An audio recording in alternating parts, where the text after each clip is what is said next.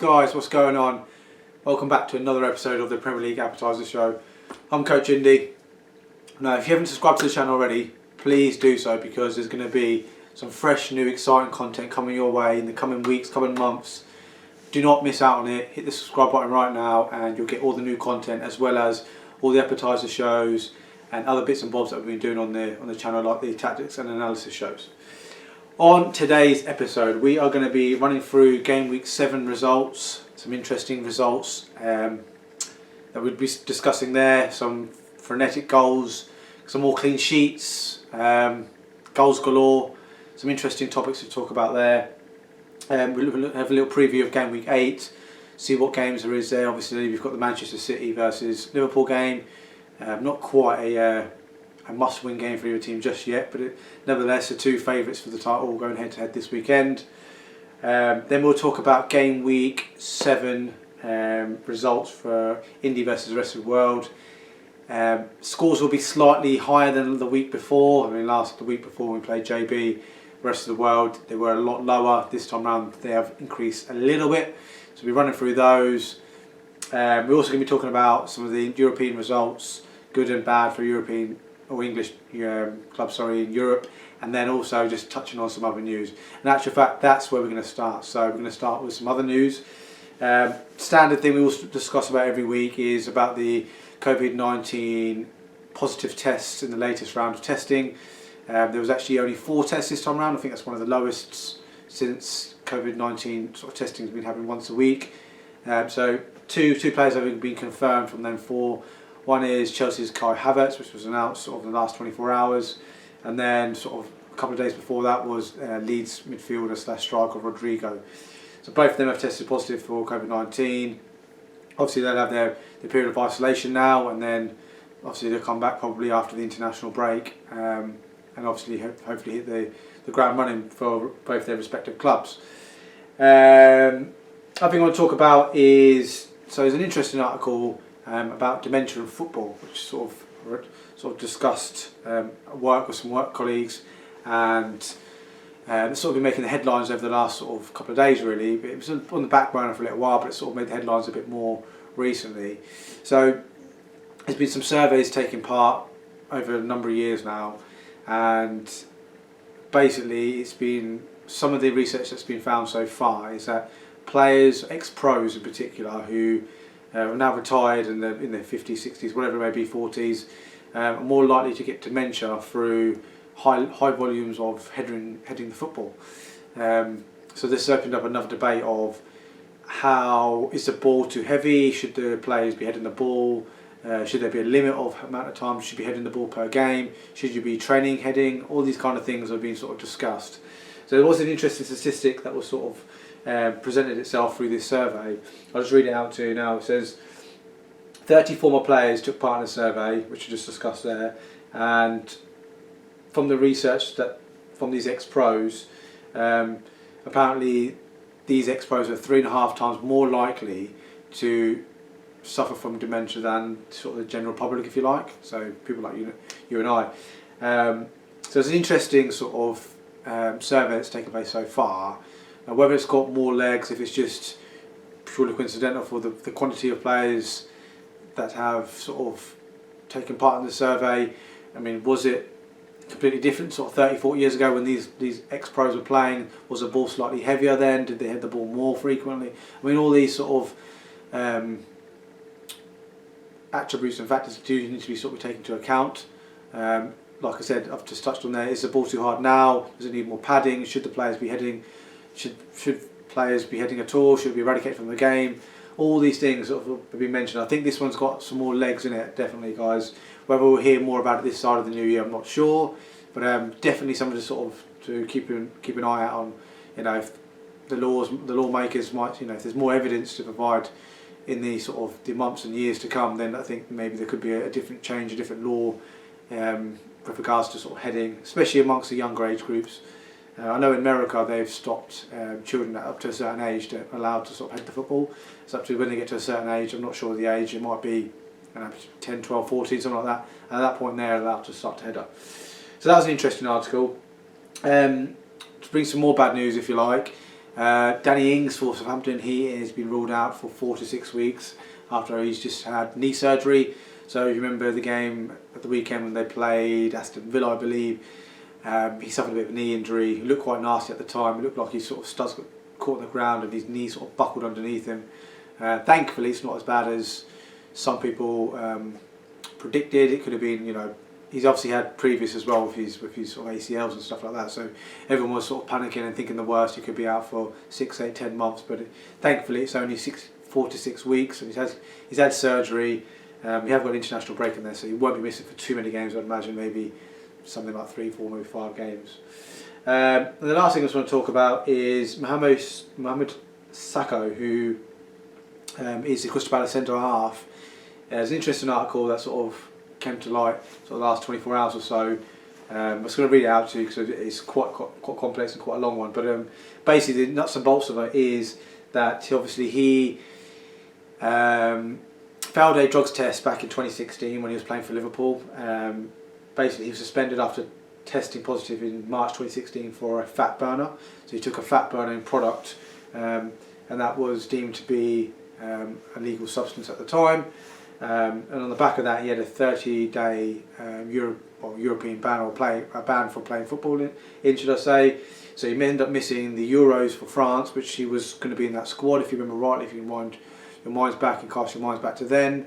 And he ended up missing the Liverpool Europa League final as well. I think they played Sevilla. So he missed both of them, and obviously, it's on the back of that. Now, Ward have come out and said that the drug that he supposedly took that was illegal wasn't actually illegal. It was a substance that he was allowed to take. So I don't know how that sort of was it a clerical error? I don't know. I don't know exactly what the means of it is. But basically, on the back of this, Ward have come out and apologised to Sakho. They've paid him a substantial amount of money to cover for legal costs, basically, for him missing out on some big competitions for club and countries respectively. So effectively, Mohamed Sakho has maybe been justified, and VADA have been in the wrong, and they come out and apologise, which credit to them. However, I will say that it shouldn't have got to that stage anyway. It's 4 years down the line, and this article's come out now. So yeah, that was just an interesting article I wanted to show you guys. What we'll do, we'll move on to some other stuff as well. We'll move on to Game Week 7 results. That's what we're talking about now, actually. Let's go on to Game Week 7 results. So, cast your minds back to the Friday night. We had an early game to start off the round of fixtures. We had Wolves versus Crystal Palace on the Friday night. Finished 2-0 to Wolves. This game was tipped to be a banker of a 0-0. I can understand people thinking like that, but I thought a goal either way would edge it, especially with the way Palace have been playing on the counter-attack. But equally, same with Wolves, even despite them being at home, playing well on the counter-attack as well. Some goals from, I think, Pedence scored, and the young Neuro, the left wing back, who made his debut for Wolves. He scored a goal as well. So 2-0 to Wolves, good win for them. That pushed them into the top 4. Disappointing result for Palace, but nothing to worry Roy Hodgson and his players. Moving on to Saturday, we had the early kick-off, which was Sheffield versus Manchester City. Now, this was This last season was a typical fixture where Sheffield United will always make it difficult for the so-called Big Six, if you like, come to town, and it will always be difficult for whoever's coming. And it proved difficult for Man City last season, and proved difficult this season. Actually finished 1-0 to Manchester City. In actual fact, Kyle Walker, the lad who, well, he's a born and bred Sheffield lad, isn't he? So scoring against his sort of home club, if you like, where he sort of made his name back in the day as a youngster. He scored the only goal, sort of strike from about 20-25 yards out. You could argue maybe Ramsdale could have got more of a hand to it. Nevertheless, a 1-0 win for Manchester City keeps their momentum sort of going a little bit, because they found a bit of form with the Champions League and the league combined. Moving on to Burnley versus Chelsea, that was a 3 o'clock game. And what we'll say is, first thing to mention is Pulisic was meant to start for Chelsea in this game. He didn't. He picked up an injury in the warm-up. Timo Werner was on the bench, and he came in and took Pulisic's position. Finished 3-0 to Chelsea. Goals from... Who scored the goals for Chelsea? Ziyech, I think, scored a goal. Werner scored a goal. And Kurt Zouma, I believe it was. Yeah, so 3-0 for Chelsea, convincing win. They're on a massive roll at the moment, scoring lots of goals, lots of clean sheets, winning plenty of games. A little bit worrying times for Sean Dyche. I wouldn't go as far as saying they're in a relegation fight, or I wouldn't go as far as saying they're definitely going to get relegated or anything like that. I still think with Sean Dyche there at the helm, they'll get out of trouble. Moving on to the 5:30 game on Saturday, which Liverpool versus West Ham, finished 2-1 to Liverpool. Diego Jota come on and scored the winner. After I think West Ham took the lead in this game, actually, who scored? 4-0 scored, didn't he? 4-0 scored. Liverpool equalised just before half time, and then Jota and Shaqiri actually came on during the second half. Them two combined, and Jota scored the winner, 2-1 to Liverpool. The Jurgen Klopp and Liverpool machine continues churning out victories. Good win for them, moved them to second in the league at the time.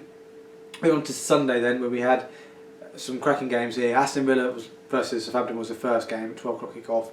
This finished Aston Villa 3. You'd think, when I say 3, they're guaranteed to win it. No, Southampton 4. So Southampton picked up the W here. Goals from, well, first of all, James Ward-Prowse scored 2 free kicks on his birthday. David Beckham-esque. He's always had that in his locker, and he continues to have that in his locker going forward. And other goals as well. Who else scored? Che Adams, I think, scored as well, and Danny Ings. So plenty of players involved.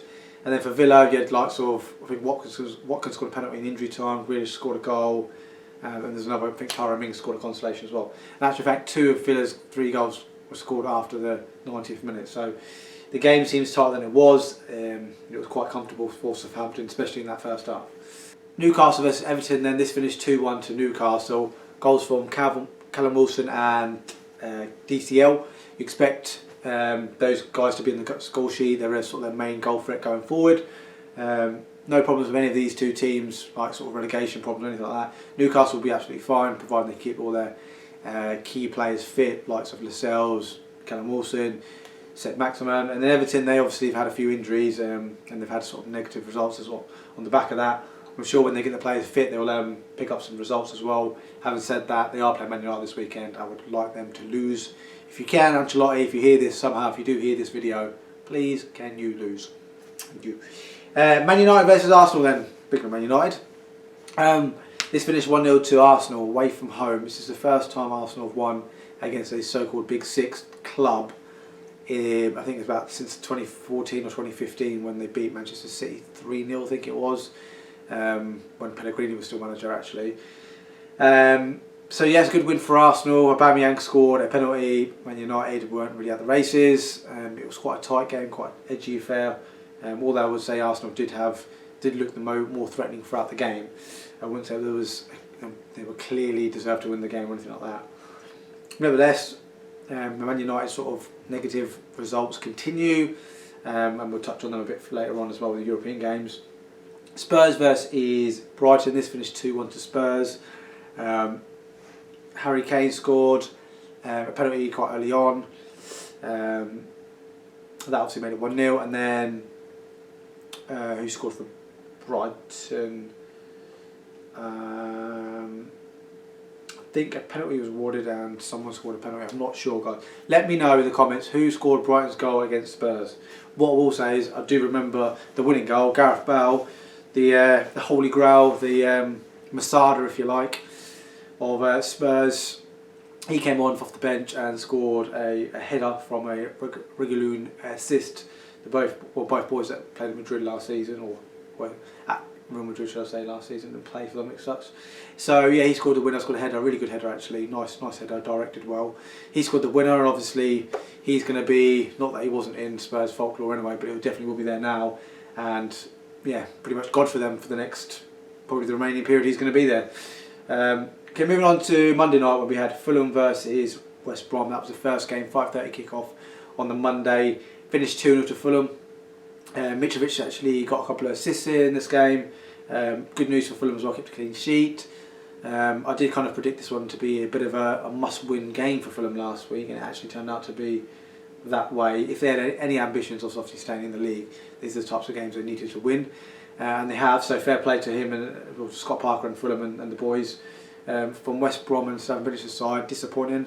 They had an opportunity to sort of leave a glove, if you like, on Fulham and Scott Parker. Just sort of, they've had, although West Brom haven't won a game yet, they've been difficult to sort of to beat, if you like.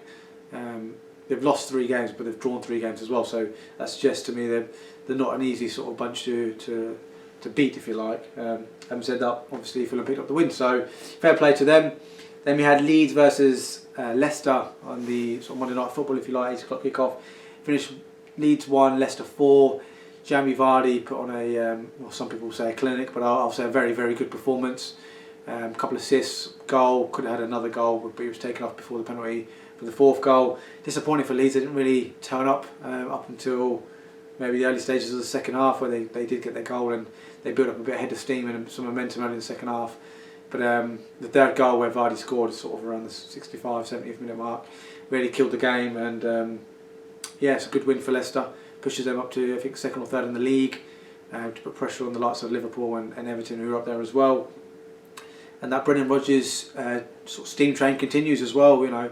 He seems to be working miracles there. Again, started off really well last season, seems to be doing that again this season, as well as obviously being in Europe, picking up wins there as well. Notable mention for Harvey Barnes and Tielemans on the score sheet, but not only just scoring goals, but just generally recognising when to exploit the space with Harvey Barnes and linking up with Jamie Vardy, but also Tielemans in his sort of defensive position, sort of blocking the screen and sliding along with sort of Mendy. Them two did really play well in a sort of a low block, allowing the team to play on the counter-attack going forward. So that sort of rounds up game week 7 results, guys. Some interesting results, lots and lots of goals. Clean sheet wise, there is actually 1, 2, 3, 4, 5 clean sheets this weekend. So clean sheets seem to be increasing, sort of generally speaking, week on week. I think that's sort of more of the consistency of the league sort of ironing out a little bit, if you like. Going to look at game week 8 fixtures next. Just have a little look at them, a little preview of those. Just get those up right now. Here we are. So we kick off. We actually have 2 games on a Friday night, which is really, really interesting. It's going to be weird having 2 games on a Friday night, unless it's sort of Christmas period where you kind of lose track what days they are anyway. But you've got Brighton versus Burnley. That's sort of a 5:30 game on the Friday night. Brighton, they didn't have Neil Maupay in their last game due to tactical reasons. So Graham Potter came out to say after the game. However, there has been stories emerging that it was because he had a bit of a kerfuffle with one of the players, and it didn't go down very well with the manager and the coaching staff, so he was left out for a game. But apparently it's all dealt with now, and he'll be back in the squad for this game. Obviously Burnley, they need to pick up results ASAP. They've lost 5 out of 6 games and they picked up 1 point. So they need to pick up a W ASAP really, and then their season will get some momentum. Having said that, I'm not sure they'll pick it up this weekend. Southampton versus Newcastle is the 8 o'clock game on the Friday night. Now, I've touched on Danny Ings obviously being out. Now it'll be interesting to see what Ralph Hasenhüttl does with team selection and formation. Does he stick with the 2 up top and just says, right, we'll bring Shane Long in? Does he even say, right, do you know what, we'll play Theo Walcott there, and we'll get Redmond on one side and Armstrong on the other? Does he even go with the young lad, Obafemi Martins as well? Does he just go in there? Or does he change the shape altogether and they play Ward-Prowse and Romeo as the 2 sort of sitting, if you like, as a double pivot, 3 behind Che Adams? You could work it that way as well. It'd be interesting to see what Hasenhüttl believes in is the best way, if it's personnel over formation, or formation over personnel. So yeah, just be interesting to see. I guess it would be probably philosophy over both of those, by the way, guys. And obviously the Newcastle, good win last weekend. I would hope to continue that momentum. I did hear a weird statistic, which I was a bit shocked by. That sort of the last 24 hours or so, Newcastle, the last 6 times they've been, I think it's the last 6 times they've been to St Mary's, they've won 4 and drawn 2, so they're actually unbeaten in 6 games, which is a good omen for them, you could suggest, but then obviously them records are there to be broken as well, so wait and see on that one. Then we have Everton versus Man United, early kick-off on Saturday. Everton do have a couple of players back from injury and suspension. So suspension will be Luca Dean and Richarlison's back. There is talks that Coleman could be back as well. So that all of a sudden the squad's looking a lot thicker and the starting lineup's looking a lot stronger. There's also talks that James Rodriguez will be back for this game as well. So if they all of a sudden think of their strongest 11 out, again, that's going to be a very, very difficult game for Man United. Ordinarily it would be if Man United were in in terrific form, but they're not in terrific form. They're in inconsistent form and not looking like they're going to find their form anytime soon, especially in the league. Having said that, they are a lot better away from home than they are at home this season so far. So maybe that's a good omen for Man United. So it'll be a good game. Traditionally, it's quite a difficult place for Man United to go. So yeah, that'll be interesting to see how that goes. Palace versus Leeds is a 3 o'clock game. Palace, you know what you're going to get with them. They'll play defensive. They'll play as a low block. They'll look for Zaha and Townsend and Schlupp and all these players, quicker players to hit on the counter. They're not a sort of possession-based team, they're more a team that sort of like to exploit spaces. And Leeds will just play the Leeds way. They're the brand of football that Bielsa has created, and that won't change for any opposition. There'll be 100 mile an hour, sprints galore, high intensity, in your face, tackles won, chances created, first minute, 90th minute, regardless of the scoreline, they're doing the same thing. So I reckon that's going to be another good game. And we've got Chelsea versus Sheffield, 5:30 game. Chelsea, I think in 6 games, 6 clean sheets in a row, won 4, drawn 2 in all comps. I think they're actually unbeaten in 10 games, so they've really found some form with the likes of Chilwell, Mendy and Thiago Silva especially, adding more quality and more resolution, if you like, in the back, the back defensive line, if you like. And then Sheffield United, who yet again I don't think they picked up a win yet, so they're on 1 point. So yeah, thanks to GURPS actually as well. He did point out that, if you remember from the last video, I was unsure if Sheffield United picked up a point or not. They had. He made a comment and they picked up a point. So thanks GURPS for notifying the fans, that they picked up a point. So I can't imagine it being an easy game. But Chelsea are in irresistible form, so I could see if there's 1 or 2 goals early in the game, it could be a high scoring. But if it's sort of 1-0 and the game sort of peters that way, I could see it finishing maybe 1-0 or a late Chelsea goal to make it 2. Then you have West Ham versus Fulham. It's another big game for Fulham. London derby. Can they build on the momentum after their first W of the season last weekend? Nice big pitch. Antonio should be out again. I don't think he'll be back until maybe a couple of weeks after the international break. If what I'm hearing is correct. Back-to-back wins in the Premier League is difficult enough for any team, really, apart from maybe Liverpool, Man City. So for the likes of Fulham and the teams around the bottom of the league, if they could do that, that is outstanding. But you expect West Ham to, they've generally done pretty well against the bigger teams, and not so well against the smaller teams, if you like, this season. So maybe that trend will continue. I don't know. They're in good form regardless. They've come out sort of a hard run of games, and then they've got a nice game here. Will that trend continue? Be interested to see actually if they struggle against the smaller teams, harder to break down. Do they change formation? Do they swap from playing 5 at the back to 4 at the back to get another attacking player in the team? Be interested to see what they do there. Moving on to Sunday, then we have West Brom versus Spurs. Now, Spurs are yet to play their European game, so we don't know what's going to happen there. They pick up injuries, COVID-19, all them kind of things can happen. But the form they're in, especially away from home, they're looking really, really strong.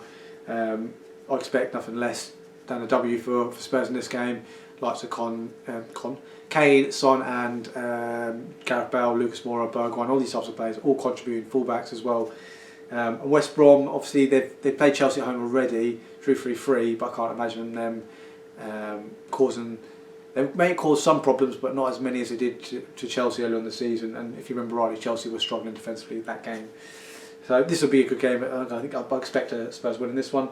Leicester versus Wolves. You could argue this could be the most tactical game maybe of the weekend. Maybe after the next game we'll talk about as well. But you've got Rodgers versus Nuno as well. Both teams fighting for them European positions. Both made really good starts in the Premier League.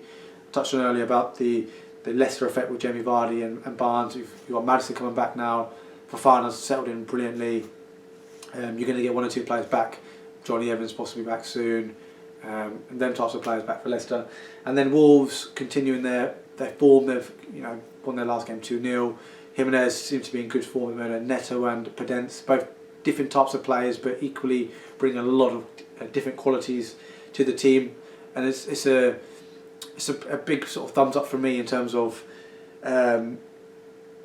Podence and Neto as well, because they're both keeping out Traore. And Traore, you would have thought Traore would be left out of this team, no chance, considering what he did last season. But both of them at the moment are keeping them out. So yeah, it'll be a good game from that point of view. Will Leicester match up with the three at the back? I have to watch the space on that one, I think. Then we have the biggest game of the weekend. We have Manchester City versus Liverpool, a heavyweight clash, two titans, two heavyweight managers, lots and lots on the line at this early stage, in my opinion already, although both managers will probably downplay it, although that's in the media, that is, although I reckon behind closed doors and in the changing rooms they will be hyping it up massively. So who's going to lay the first glove? Who's going to put their first, if you like, put their opponent on the deck first, if you like? Who's going to lay that heavyweight punch, if you like? Now, I think Man City have won their last two games at home against Liverpool in the league. Will that continue? I'm not sure. Obviously, Liverpool have their defensive woes at the moment, especially at centre half. Now, do they go with Gomez and they go with the young lad Reece, who played midweek against Atlanta, or do they go with the other centre half they played last weekend against West Ham? Tall lad. I would suggest that probably maybe neither of them might play, and they might even go with Hendo or Gino there. I don't know. Be interesting to see what the lineup is. And obviously Man City have got their problems at the moment with no really attackers available, although Jesus did come off the bench and score, so his first game in a long time, for about 2 months, something like that. So, but they've got Sterling, De Bruyne, Diaz, Laporte looking really, really strong at the moment. Kyle Walker, Edison. Yeah, really, really good. I'm looking forward to that game massively. And then the last game to finish and round off game week 8 is Arsenal versus Aston Villa. Both teams looking quite good actually, especially in sort of attacking play, and even Arsenal defensively. And actual fact, I think, stud alert, Arsenal have got the best defence in the league. I'm pretty sure of that. Conceded 7 or 8 goals. Obviously Villa have scored loads of goals, 7 against Liverpool. Pop that in again. Grealish, Watkins, Barkley, McGinn, 2 full-backs, centre-halves combining, chipping in with the goals from set pieces. They're all sort of combining. I can see Villa scoring maybe 1 or 2 goals comfortably in this game. Arsenal, on the other hand, haven't scored loads of goals in many games, but they've been quite consistent with their goals. 1 or 2 most games. Nothing sort of more than that really. But it'll be a good game. I think Arteta will use his tactical nous to maybe do a job on Dean Smith. That's what their sort of approach will be. Whereas I think Dean Smith's approach will be, let's just play gung-ho, which Villa has worked for a majority of time for Villa this season. It won't work for them every week. Prime example last weekend when they lost 4-3 to Southampton, where they just went for it every single time. Quite similar to Leeds, if you like. But they didn't obviously get any points from it. So it'll be a good game. That will round up game week 8 fixtures. So we'll move on to what we're going to move on to. Yeah, Indy versus rest of the world. So game week 7 results are in. We'll just whiz through them. Now I will say at this stage, the scores from after game week 6 were Indy 63 and rest of the world 71. So an 8-point cushion. Now, in footballing terms, can Indy claw some points back, or some goals, if you like, back, or can rest of the world just increase their advantage? Now, we're just about to find out. So here we go. We'll go. So first game was, so I forgot to mention as well, we've actually got representing rest of the world this time round. We have got a family friend, a cousin if you like, his name's Suk. He's involved this time round, so he's representing the rest of the world this time round. So first game we have Wolves versus Palace, and this finished 2-0 to Wolves. I went for 1-1, he went for 2 on Palace. So again, not a great start from either player to start with. So I'm drawing at the minute, I'm not losing, that's a good start. Sheffield United versus Man City, you can guess this, both of us went for a Man City win. The game finished 1-0, I went for a 2-0, he went for 3-0, we both picked up 2 points, lovely jubbly. Burnley versus Chelsea, I went for a 3-1 Chelsea win, Sook went for a 1-1 draw. So I picked up 2 points there, so I'm absolutely happy with that. I don't know why he went for a 1-1 draw, but he went for it. Can't knock him for that. He does what he does. It's his decision, I suppose. Liverpool versus West Ham then. Now I will say again, Sook is a Liverpool fan as well. I've gone for a 3-1 win for Liverpool. He's gone for a 2-1 win for Liverpool. This finished 2-1 to Liverpool. So he's picked up 5, I picked up 2. So brilliant prediction there, if you like, from Sook. Villa versus Southampton. I went for Desmond. I've gone for a 2-2. He's gone for a 0-0.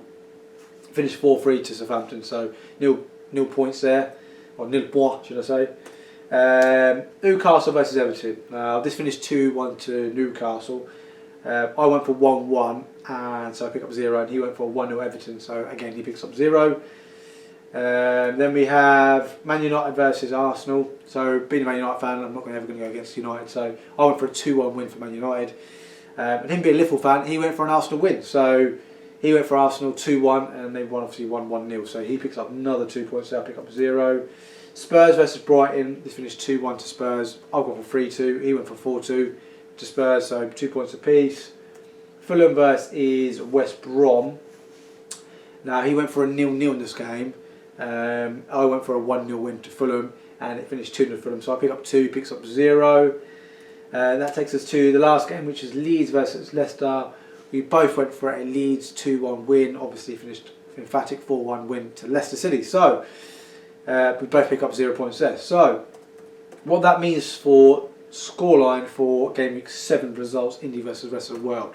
So I have picked up a marginally higher score to the week before. I picked up 10 points. And for the rest of the world, Sook has represented quite well. He's picked up 11 points. Most notably picking up the Liverpool was the correct scoreline. 2-1 win. So that picked him 5 points and obviously got him to 11. So what that means for cumulative scores for the season so far after 7 game weeks, it means that the rest of the world have gained another point advantage. Scores are Indy 73 and the rest of the world 82. So I keep saying this, I've said it for the last maybe 3 weeks now. I can't let them go too far ahead.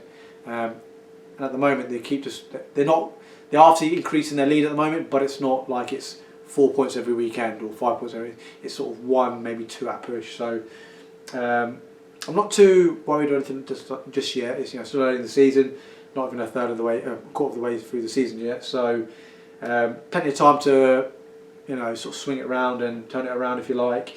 Obviously next week we'll have a different guest on. Actually, I'll reveal the guest now. We're actually going to have Sook's son Kirat. He's going to actually be on. He wanted to get involved. But actually, his old man said he's quite good at sort of predicting. I said, right, we'll get him on. And he was like, brilliant, we'll get him on. So he's actually already predicted game week 8 results, which I have as well. But obviously, we won't reveal them now. We'll reveal them next week. But yeah, he was going to be on, and there is a bit of competition between father and son. So Sook's already said to me that you can't let Kirat beat him. So basically, Kirat needs to get 10 and lower, and then Sook's happy. Which obviously, if that's the case, if he gets 10, and obviously as long as I do more, then I've done my job as well. So yeah, so it's going to be sort of father versus son with a sort of inside sort of plot twist, if you like, amongst sort of Indy versus the rest of the world. Guys, that actually wraps up another episode of the Premier League Appetiser Show. Again, please subscribe to the channel. It helps the channel grow. Leave a like, leave a comment. Again, it helps the channel grow, and it reaches more people, and it just sort of gives more of a indication to me that this channel's doing well. So on that note there, guys, we'll see everyone next time round.